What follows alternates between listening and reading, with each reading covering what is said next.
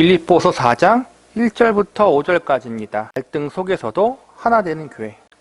오늘부터 배우게 될 빌립보서 4장은 빌립보서의 마지막과 결론에 해당되는 부분입니다. 빌립보서 4장은 지금까지 앞에서 배웠던 내용들, 사도 바울이 권면하고 교훈했던 내용들을 다시 한번 정리하는 내용과 빌립보 교인들이 바르고 건강한 하나님의 백성들로 세워지기를 간절히 바라는 사도 바울의 마음이 고스란히 담겨져 있습니다. 본문 1절을 보시기 바랍니다. 그러므로 나의 사랑하고 사모하는 형제들, 나의 기쁨이요 멸류관인 사랑하는 자들아, 이와 같이 주 안에 서라. 1절에서 주목해서 볼 말씀은 그러므로라는 말씀과 주 안에서 서라라는 말씀입니다.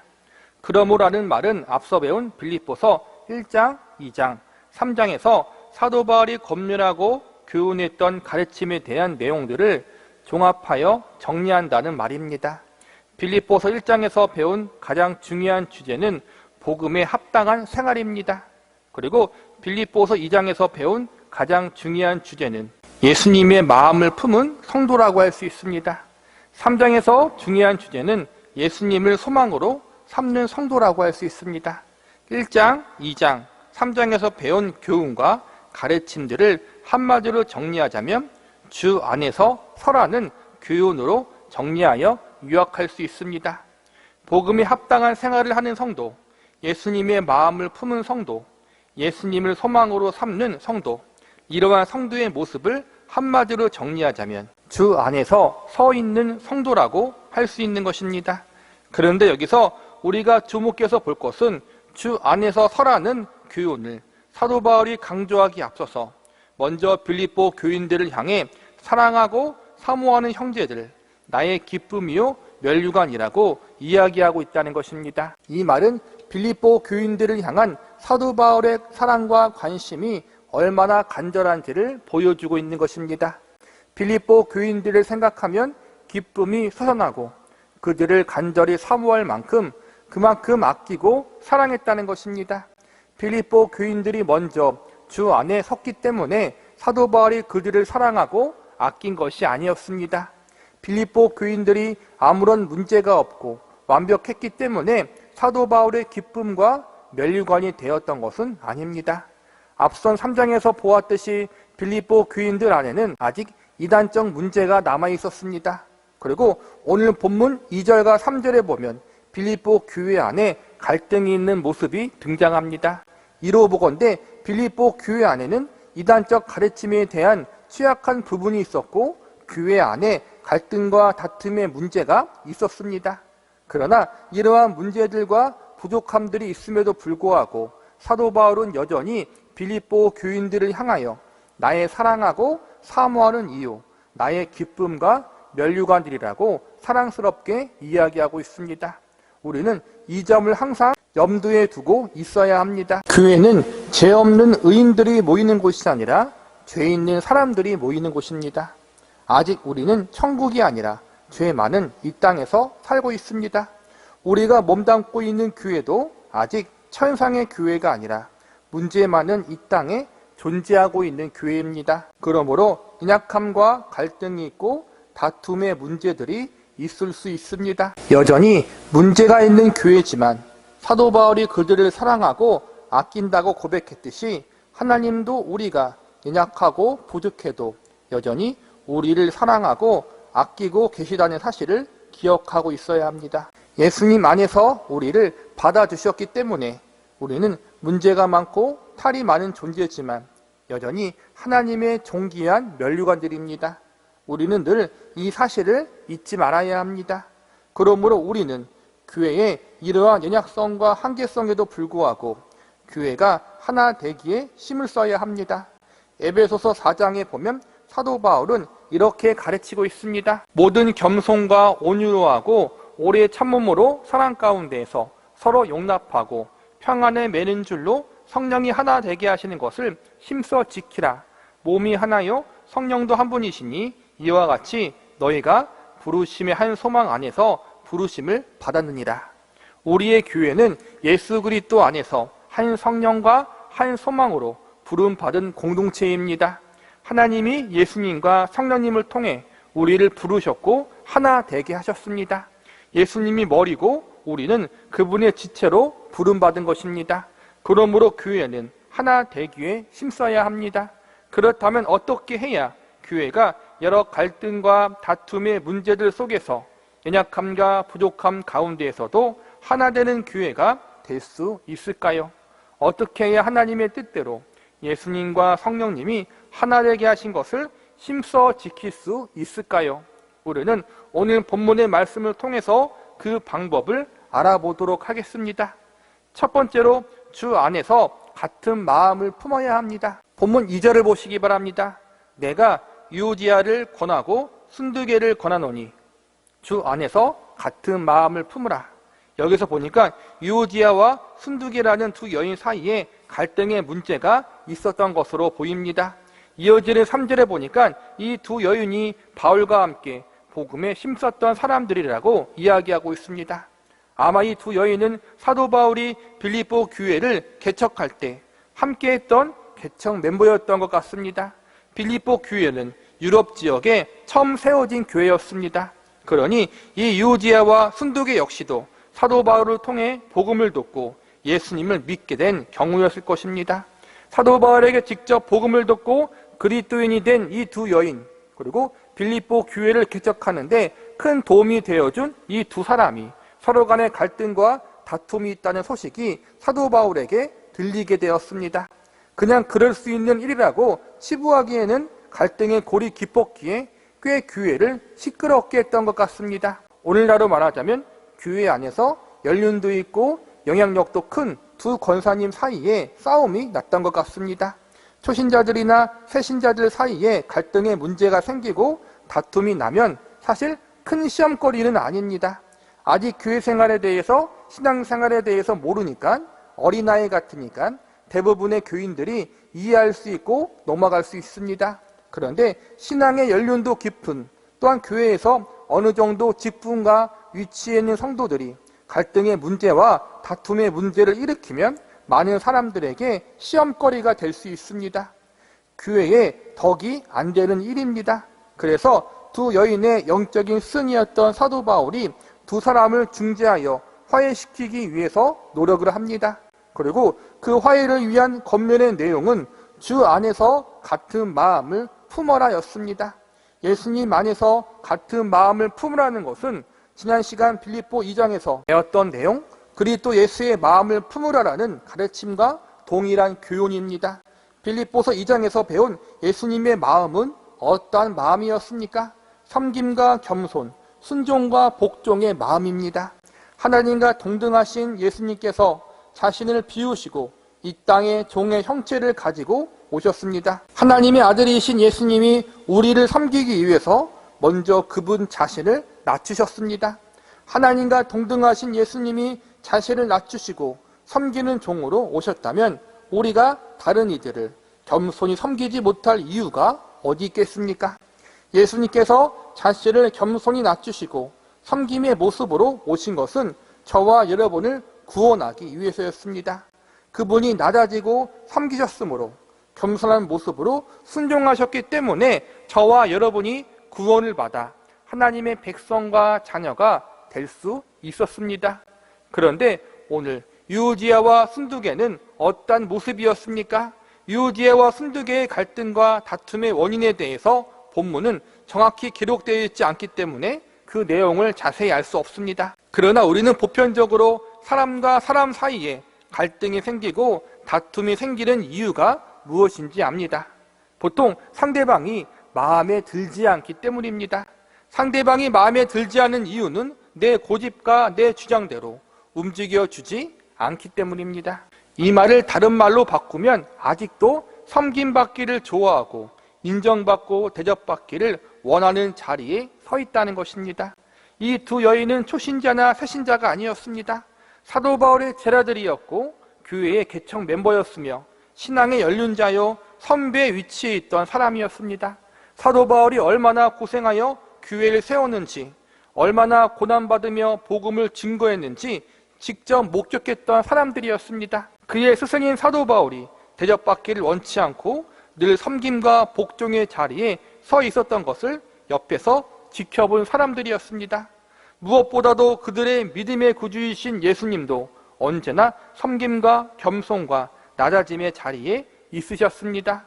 그런데 유오디아와 순두개는 아직도 낮아지기를 거부하고 겸손하기를 싫어하는 자리에 서 있다가 갈등의 문제를 일으켜 교회의 많은 사람들에게 피해를 입혔습니다. 교회에 덕을 끼치지 못했습니다. 우리들도 예외가 아닙니다. 유오디아와 순두개 두 연인만의 이야기가 아닙니다. 우리도 늘 교회에서 이러한 모습으로 있지 않은지 우리 자신을 점검해 봐야 합니다. 아직도 섬김받기를 좋아하고 아직도 대접받기를 원하고 있지는 않은지 반성해 봐야 합니다. 내가 누릴 수 있는 모든 특권을 누리고 챙길 수 있는 거 다 챙기고 대접받을 거 다 대접받아 가면서 살기를 원하고 있다면 우리는 아직도 제대로 신앙생활을 하고 있지 못하다는 증거입니다. 주 안에서 같은 마음을 품으라. 이 말은 예수님의 마음을 품으라는 것입니다. 우리 안에 예수님의 마음을 품으시기 바랍니다. 나와 상관없는 길 건너 어떤 사람의 마음을 닮으라는 것이 아닙니다. 세상에 착한 일 했다고 소문난 어떤 선인을 닮으라는 것이 아닙니다. 이들은 사실 우리와 상관없는 사람들입니다. 우리를 위해서 그분의 전부를 내어주신 우리의 예수님, 우리의 구주시오 우리의 사랑이신 예수님을 닮으라는 것입니다. 그분의 마음을 품으라는 것입니다. 그분의 겸손은 신적 겸손이요 우리의 겸손은 피조물로서 제 자리를 찾는 겸손입니다. 창조주이신 예수님이 겸손과 낮아짐의 삶을 사셨는데 우리는 피조물로서 아직도 내가 누릴 수 있는 특권과 권리와 자존심을 내세우고 있다면 우리는 깊이 회개해야 합니다. 예수님은 우리를 구원하기 위해서 그분의 모든 것을 내려놓으셨습니다. 하나님의 뜻을 이루시기 위해서 그분이 누릴 수 있는 모든 특권과 권리를 내어놓으시고 심지어 생명까지 내어놓으셨습니다. 이 예수님의 희생과 사랑, 그분의 겸손하심이 있기에 지금의 저와 여러분이 이 예배 자리에 나올 수가 있었던 것입니다. 우리는 바로 이러한 예수님의 모습, 예수님의 마음을 본받고 품을 수 있는 사람들이 되어야 합니다. 두 번째로 주 안에서 함께하는 동역자임을 기억해야 합니다. 본문 3절을 보시기 바랍니다.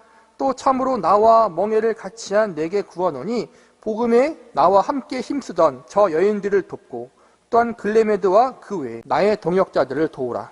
그 이름이 생명책에 있느니라. 여기서 보니까 사도 바울이 유오디아를 권하고 순두개를 복음에 함께 힘쓰던 여인들이라고 소개하고 있습니다.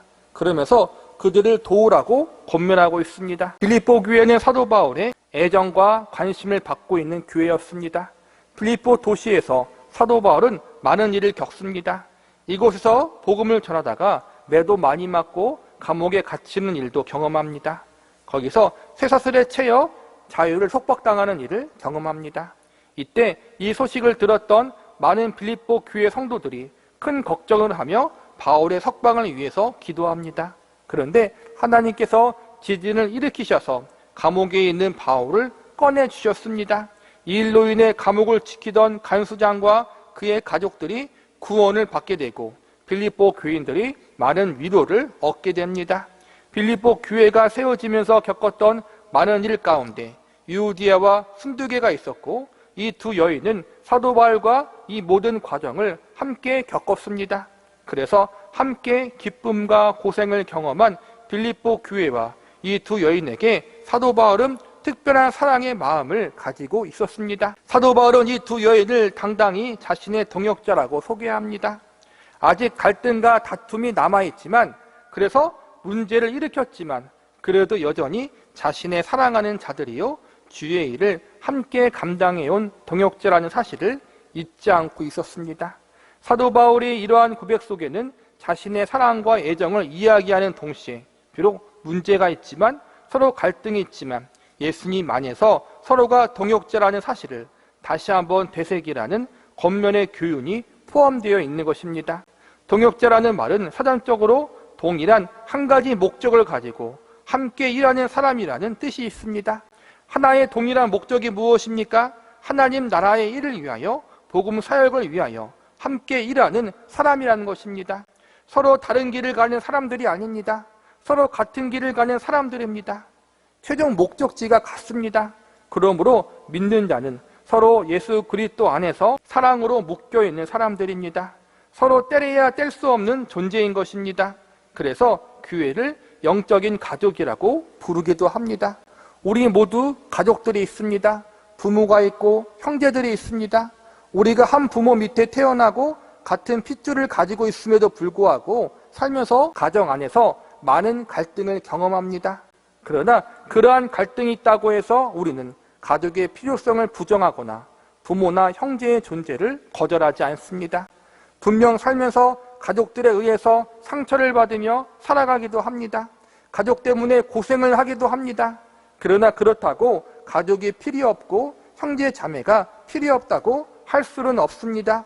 오히려 건강하지 못한 가족 때문에 건강한 가족, 바람직한 가족을 사모해야 하며 그런 가족을 세우기 위해 노력해야 합니다. 가족 안에 당연히 갈등이 있듯이 교회 안에도 갈등의 문제가 있는 것입니다. 사도행전 14장에 보면 마가의 일로 인해서 바울과 바나바가 심하게 다투는 일이 생깁니다. 선교 여행을 가야 하는데 바나바는 마가를 데리고 가자고 하고 바울은 싫다고 합니다. 이 일로 두 사람이 크게 싸워서 결국 각자 다른 방향으로 선교의 길을 갑니다. 믿음의 사람 사도 바울과 섬김과 겸손의 사람 바나바도 사람인지라 서로 다툴 때가 있었다면 우리는 어떠하겠습니까? 우리도 충분히 그럴 수 있습니다. 그러니 우리는 우리의 신앙의 공동체 안에서 교회 안에 갈등이 있고 다툼이 있다는 것을 이상하게 여길 필요는 없습니다.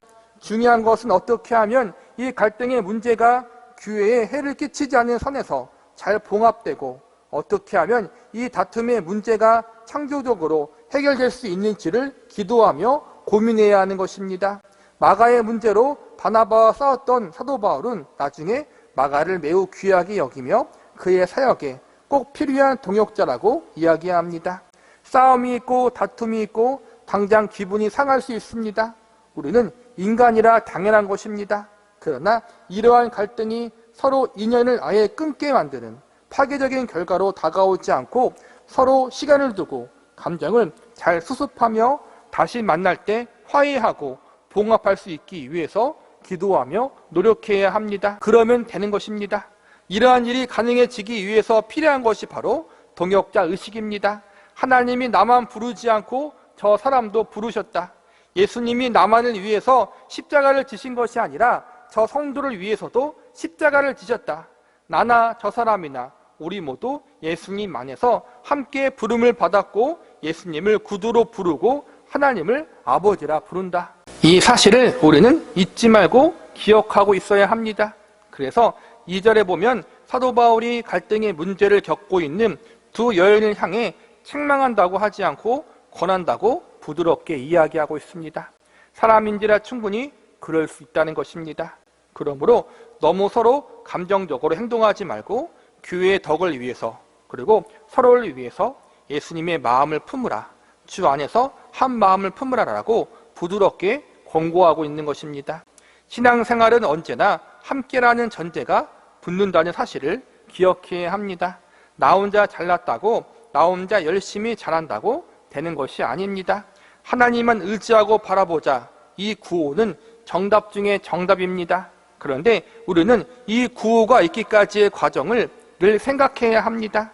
하나님을 의지하고 바라보는 과정 가운데 하나님이 어떻게 그분의 백성과 자녀들을 훈련시키시고 그들의 길을 인도하고 섭리하시는지를 잘 지켜봐야 합니다. 어떻게 함께 묶으심으로 역사하는지를 목격해야 합니다. 우리는 영적인 가족입니다.